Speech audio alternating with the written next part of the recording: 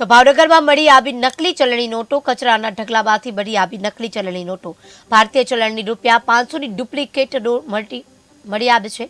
કચરામાંથી નોટ મળી આવતા ચકચાર મચી અજાણ્યા ઇસમ દ્વારા કચરામાં ફેંકવામાં આવી હતી। એસઓજી પોલીસને માહિતી મળતા જ ઘટના સ્થળે દોડી આવી છે। 2 દિવસ અગાઉ એક ઇસમ ઝડપાયો હતો। નવાપરાના રોયલ કોમ્પ્લેક્સમાં અનેક પ્રિન્ટિંગ પ્રેસમાં આ બાબત સામે આવી છે।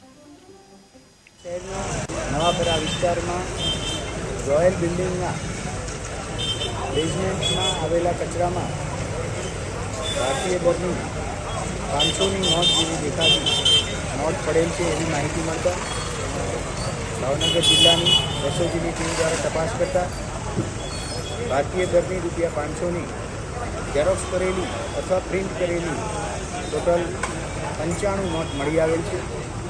આ જે જગ્યાએથી નોટ મળી આવેલ છે ત્યાં કચરાનો ખૂબ મોટો ઢગલો કરેલ છે, જેથી હવે આજુબાજુના સીસીટીવી જોઈ તથા અહીંયા જે પ્રિન્ટિંગની દુકાન અથવા આને લગતું જે કામ કરે છે એમાંથી કોઈએ પ્રિન્ટ કરેલ છે કે બહારથી કોઈ આવી અને અહીંયા નોટ નાખી ગયેલ છે એ દિશામાં આગળની તપાસ ચાલુ છે।